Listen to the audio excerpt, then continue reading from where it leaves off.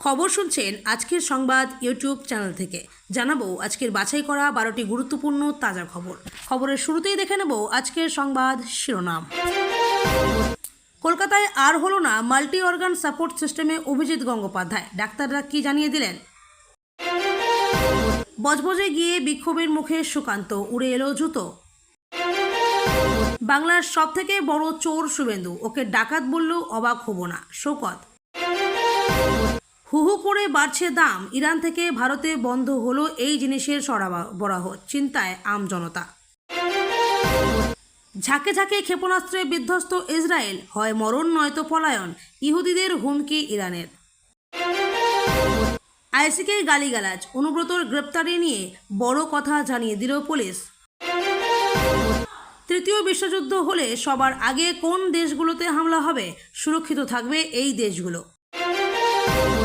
ইরানের দিকে হাত বাড়ালে ট্রাম্পকে পরমাণু যুদ্ধের হুঁশিয়ারি পুতিনের। টানা বৃষ্টিতে নাজেহাল রাজ্যবাসী, কবে দেখা মিলবে রোদের? মমতা বন্দ্যোপাধ্যায়ের গাড়ি চেক করা হয়, বিধানসভায় ঢোকার পথে পুলিশের সাথে বচসা বিজেপি নেত্রীর। ইরানে ক্ষমতার পালাবদলের ডাক দিলেন খামেনির ভাইপো। বিস্তারিত খবর শোনানোর পূর্বেই আপনাদের কাছে করব একটি ছোট্ট অনুরোধ, আমাদের চ্যানেলে নতুন হয়ে থাকলে চ্যানেলটি সাবস্ক্রাইব করবেন। আসছি বিস্তারিত খবরে। জটিল শারীরিক অবস্থা, আপাতত উন্নতির কোনো খবর নেই। প্রাক্তন বিচারপতি তথা বিজেপি সাংসদকে নিয়ে যাওয়া হচ্ছে দিল্লির এইমসে। কেন্দ্রের তরফ থেকে ঠিক করে দেওয়া এয়ার অ্যাম্বুলেন্সে তাকে নিয়ে যাওয়া হচ্ছে, সঙ্গে থাকছে মেডিকেল টিম। হাসপাতাল থেকে এয়ারপোর্ট পর্যন্ত অ্যাম্বুলেন্সও থাকছে মেডিকেল টিম। তলপেটে ব্যথা নিয়ে গত শনিবার রাতে বেসরকারি হাসপাতালে ভর্তি হন অভিজিৎ। হাসপাতালে যখন ভর্তি হন তখন তার বমিও হচ্ছিল। সাংসদের প্যানক্রিয়াটাইটিস অর্থাৎ অগ্নাশয়ের প্রদাহ রয়েছে বলে মনে করেন চিকিৎসকরা জানাচ্ছেন 4 দিন পরও বেসরকারি হাসপাতালের আইসিইউয়ে মাল্টি অর্গান সাপোর্ট সিস্টেমে রয়েছেন সাংসদ। প্রবল শ্বাসকষ্টজনিত কারণে রাতে নন ইনভেসিভ ভেন্টিলেশনে ছিলেন সাংসদ। বুধবার দুপুরে পরিবারের সদস্যদের কাছে সাংসদের শারীরিক সমস্যার দিকগুলো তুলে ধরেন চিকিৎসকরা। পেটের সিটি স্ক্যানের রিপোর্ট ঘিরে আলোচনা হয়। বিজেপি সাংসদের শারীরিক অবস্থার খোঁজ রাখেন দিল্লির নেতৃত্ব। পরিবার এবং বিজেপি নেতৃত্বের ইচ্ছাকে মান্যতা দিয়ে স্থানান্তরের সিদ্ধান্ত নেওয়া হয়। বজবজে গিয়ে বিক্ষোভের মুখে সুকান্ত মজুমদার, 100 দিনের কাজের টাকার দাবিতে বিক্ষোভ দেখালেন স্থানীয়রা। বিজেপির রাজ্য সভাপতিকে চোর স্লোগানও দেওয়া হয় বলে অভিযোগ। এখানেই শেষ নয়, সুকান্ত লক্ষ্য করে জুতো। এদিন বজবজে আক্রান্ত বিজেপি কর্মীকে দেখতে গিয়েই বিক্ষোভের মুখে পড়েন সুকান্ত মজুমদার। যদিও এদিন পাল্টা শাসক দলকে চোর স্লোগান দেন বিজেপির রাজ্য সভাপতি সুকান্ত মজুমদার। মমতা বন্দ্যোপাধ্যায়কে প্রশ্ন করতে চাই, এটাকে গণতন্ত্র বলে কিনা? ওনাকে অনুরোধ করব এই ভিডিওটা একবার দেখে নিতে। যেভাবে গণতন্ত্রকে আজকে রাস্তার মধ্যে নগ্ন করে যেভাবে তাকে ধর্ষণ করা হলো, এটাকে গণতন্ত্র বলে না। এই পরিস্থিতি তৈরি করে রেখেছে মমতা বন্দ্যোপাধ্যায় আর তার ভাইপো এবং জাহাঙ্গীর খান। এই কাজের জন্য জেহাদিদের নিয়ে আসা হয়েছে। এখানকার লোক নয়, বাংলাদেশের লোক রয়েছে, বাংলাদেশ থেকে এসে এই সব করছে। মমতা বন্দ্যোপাধ্যায় এটাকে পাকিস্তান বানিয়ে ছেড়ে দিয়েছে। এই ঘটনা প্রকাশ্যে আসতেই ক্ষোভ প্রকাশ করছেন শুভেন্দু অধিকারী। এদিন সিউড়িতে নারী সম্মান যাত্রায় হাঁটতে হাঁটতে তিনি বলেন, ডক্টর সুকান্ত মজুমদার একজন রাজনৈতিক ব্যক্তিত্ব বা মন্ত্রী নন, উনি একজন সফল শিক্ষক। তার দিকে জুতো ছোড়া মানে সমগ্র শিক্ষক সমাজের উপরে জুতো ছোড়া। আমি এর নিন্দা করছি। অপরদিকে এই ঘটনার পর তৃণমূল নেতা কুণাল ঘোষ বলেন, বিজেপি নেতারা যেখানেই যাবেন তাদেরকে তো কৈফিয়ত দিতে হবে। 100 দিনের কাজের কেন তারা টাকা দিচ্ছেন না? মানুষের ক্ষোভ থাকবে। শ্রমজীবী মানুষ কাজ করিয়েছেন, টাকা দেননি। টাকা কে দিয়েছেন? মমতা বন্দ্যোপাধ্যায়। কোথা থেকে দিয়েছেন? বাংলার নিজের তহবিল থেকে। কারা টাকা দেয়নি? কেন্দ্রীয় সরকার বলে অভিযোগ তোলেন তিনি। শুভেন্দু অধিকারীকে চোর কেন ডাকাত বললেও তিনি অবাক হবেন না। রাজ্যের বিরোধী দলনেতাকে খোঁচা দিলেন তৃণমূল কংগ্রেস বিধায়ক শওকত মোল্লা। তার এও বক্তব্য, আগামী দিনে তার বিরুদ্ধে রাজ্যের মা বোনেরা রাস্তায় নামবেন। মুর্শিদাবাদ ভাঙনের মতো সেখানেও আক্রান্ত হয়েছিল পুলিশ, ভাঙচুর হয়েছিল দোকানপাট, গাড়ি। বিজেপি এই ইস্যুতে রাজ্যের শাসক দলকে নিশানা করে পথেও নেমেছিল। কলকাতা হাইকোর্টের অনুমতি নিয়ে বিরোধী দলনেতা শুভেন্দু অধিকারী মহেশতলা গিয়েছিলেন, তবে সেখানে তাকে চোর চোর স্লোগান শুনতে হয়। এই প্রসঙ্গে সংবাদ মাধ্যমে শওকত বলেন, বাংলার সবথেকে বড় চোর শুভেন্দু অধিকারী। বাংলার মানুষ ঠিকই বলছেন। মহেশতলার মা বোনেদের আমি ধন্যবাদ জানাবো। তিনি নিজে বাঁচার জন্য বিজেপিতে গেছেন। এখন গোটা বাংলাকে অশান্ত করার চেষ্টা করছেন। তৃণমূল বিধায়কের খোঁচা, এরপর থেকে যেখানে যেখানে শুভেন্দু যাবেন সেখানেই তাকে চোর চোর স্লোগান শুনতে হবে। এমনকি তাকে যদি ডাকাতও বলা যায় তিনি অবাক হবেন না। বৃহস্পতিবার ইরান ও ইসরায়েলের মধ্যে যুদ্ধের সপ্তম দিন। এই যুদ্ধের ফলে ইতিমধ্যেই ভারতে তেল সরবরাহ হ্রাসের ঝুঁকি বেড়েছে। এমন পরিস্থিতিতে আগামী সময়ে পেট্রোল ও ডিজেলের দামের ওপর প্রভাব পড়তে চলেছে। ভারতের তার অপরিশোধিত তেলের চাহিদার প্রায় 80% কুয়েত, কাতার, ইরাক, সৌদি আরবের মতো দেশগুলি থেকে আমদানি করে। এমন পরিস্থিতিতে ইরান ও ইসরায়েলের মধ্যে যুদ্ধের কারণে মধ্যপ্রাচ্য থেকে তেল সরবরাহ বন্ধ হওয়ার ঝুঁকি বাড়ছে। ইরান থেকে ভারতে বন্ধ হলো এই জিনিসের সরবরাহ। আগে পাকিস্তান হয়ে ভারতে ড্রাই ফ্রুটস আসতো। এদিকে শুধু তেল নয়, এই সংঘাত ভারতে সরবরাহ করা ড্রাই ফ্রুটসের উপরেও প্রভাব ফেলবে। ভারত আফগানিস্তান থেকে কিশমিশ, আখরোট, বাদাম, ডুমুর, খুবানির মতো শুকনো ফল আমদানি করে। এদিকে ভারত ইরান থেকে খেজুর, মামড়া, বাদাম, পেস্তা ইত্যাদি ড্রাই ফ্রুটস আমদানি করে। আগে আফগানিস্তান পাকিস্তান হয়ে ভারতে ড্রাই ফ্রুট পাঠাতো, কিন্তু সাম্প্রতিক সময়ে পাকিস্তানের সাথে ক্রমবর্ধমান উত্তেজনার আবহে আফগানিস্তান ইরানের চাবাহার বন্দর দিয়ে ভারতে ড্রাই ফ্রুটস পাঠায়। এখন ইরান ও ইসরায়েলের যুদ্ধের কারণে ড্রাই ফ্রুটসের সরবরাহ বন্ধ হয়ে গেছে। এর ফলে দিল্লির পাইকারি বাজারে ড্রাই ফ্রুটসের দাম 5 থেকে 10 গুণ। ইসরায়েলি হানাদারির জবাবে বৃহস্পতিবার মোক্ষম জবাব দিয়েছে ইরান।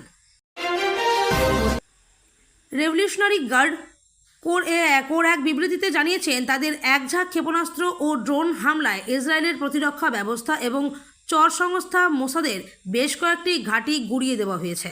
ইসরায়েলকে সাহায্য করতে হাত বাড়িয়ে দিয়েছে আমেরিকা। রেভলিউশনারি গার্ড এক দফা বাড়িয়ে জানিয়েছেন ইসরায়েলি বাহিনী এখন হয় ধীরে ধীরে মারা পড়বে, নয়তো তাদের দখল করা এলাকা প্যালেস্তাইনে গিয়ে মাথা গুঁজতে হবে। মেহর নিউজ ইরানি এলিট বাহিনীর বিবৃতি উদ্ধৃত করে জানিয়েছেন অধিকৃত প্যালেস্তাইনের ইসরায়েলি প্রতিরক্ষা ব্যবস্থাকে তারা ধ্বংস করে দিয়েছে। এখন থেকে অধিকৃত এলাকার আকাশসীমা ইরানি ক্ষেপণাস্ত্র ও ড্রোন হামলার খোলা রইল। অবৈধভাবে ইসরায়েলি দখলদারদের হুঁশিয়ারি দিয়ে রেভলিউশনারি গার্ড জানিয়েছেন এবার তারা খোলাখুলি ঝাঁকে ঝাঁকে ক্ষেপণাস্ত্র হামলা চালাবে। এই বার্তায় রেভলিউশনারি গার্ডের প্রাক্তন প্রধানের প্রতিশ্রুতি স্মরণ করিয়ে দিয়েছে তারা। বলেছে ইহুদিদের অগুনতি অপরাধের জন্য নরকে দরজা খুলে দেবে ইরান। বোলপুর থানার আইসি লিটন হালদারকে গালাগাল এবং তার মা ও স্ত্রীকে অশ্রাব্য ভাষায় অপমান করার অভিযোগ নিয়ে বিতর্কিত তৃণমূল নেতা অনুব্রত মণ্ডলের বিরুদ্ধে ওঠা মামলায় বীরভূম জেলা পুলিশ এবার এক চাঞ্চল্যকর তথ্য জানিয়েছে। জাতীয় মহিলা কমিশনকে পাঠানো দ্বিতীয় অ্যাকশন টেকেন রিপোর্টে পুলিশ দাবি করেছে যে অনুব্রত তদন্তে সম্পূর্ণ সহযোগিতা করেছেন, যার ফলে তাকে হেফাজতে দিয়ে জিজ্ঞাসাবাদের প্রয়োজন হয়নি। এই বক্তব্য বিজেপি সহ বিরোধী দলগুলোর তীব্র সমালোচনার জন্য জন্ম দিয়েছে। জাতীয় মহিলা কমিশনের চাপ ও পুলিশের দ্বিতীয় রিপোর্ট। ইরান ও ইসরায়েলের মধ্যে রক্তক্ষয়ী সংঘাত চলছে, যা বিশ্বকে হতবাক করে দিয়েছে। এমন পরিস্থিতিতে প্রশ্ন উঠছে যে এটি কি তৃতীয় বিশ্বযুদ্ধের ট্রেলার? যদি তাই হয় তাহলে যুদ্ধের স্ফুলিঙ্গ কি পুরো বিশ্বকে গ্রাস করবে? কারণ উভয় দেশ একে অপরকে ধ্বংস করার হুমকি দিচ্ছে এবং আমেরিকাকেও এই যুদ্ধে ঝাঁপিয়ে পড়ার সুযোগ খুঁজছে। আমেরিকা যুদ্ধে ইসরায়েলকে সমর্থন করছে এবং ইসরায়েলের প্রধানমন্ত্রী বেঞ্জামিন নেতানিয়াহু বলছেন যে ইরানের সমস্ত পারমাণবিক স্থাপনা ধ্বংস না হওয়া পর্যন্ত এই হামলা বন্ধ হবে না। কিন্তু যদি সত্যি তৃতীয় বিশ্বযুদ্ধ শুরু হয় তাহলে কোন দেশগুলোতে প্রথম হামলা হবে এবং কোন দেশগুলো সুরক্ষিত থাকবে? ইরানের দিকে হাত বাড়াবেন না, পরমাণু যুদ্ধ বেঁধে যেতে পারে। আমেরিকাকে প্রচ্ছন্নভাবে এভাবে হুঁশিয়ারি দিয়ে রাখল রাশিয়া। রুশ প্রেসিডেন্ট ভ্লাদিমির পুতিনের ঘনিষ্ঠরা ইরান ইসরায়েল সংঘর্ষে আমেরিকাকে নিরস্ত্র থাকার পরামর্শ দিয়েছেন। বলেছেন ইসরায়েলের সঙ্গে হাত মিলিয়ে ইরানের বুকে যেন আঘাত না করে আমেরিকা। এতে পরমাণু যুদ্ধের বিপর্যয় ঘটে যেতে পারে। প্রসঙ্গত ইরানের অধিকাংশ পরমাণু কেন্দ্রে বিজ্ঞান, প্রযুক্তি ও নির্মাণগত কৌশল সাহায্য করে থাকে রাশিয়া। গত জানুয়ারি মাসেই এই সংক্রান্ত একটি কৌশলগত চুক্তি হয়েছিল দু দেশের মধ্যে। সেই দিক থেকে রাশিয়া খুবই ঘনিষ্ঠ বন্ধুদেশ তেহরান সরকারের। ভ্লাদিমির পুতিন অবশ্য দাবি করেছেন আমেরিকা কথা দিয়েছে তারা রাশিয়ার প্রযুক্তিতে চলা ইরানি পারমাণবিক কেন্দ্রগুলিতে কোনো বোমা বর্ষণ করবে না, কারণ সেই কেন্দ্রগুলিতে অনেক রুশ পরমাণু বিজ্ঞানী ও কারিগরি কৌশলী কাজ করবেন।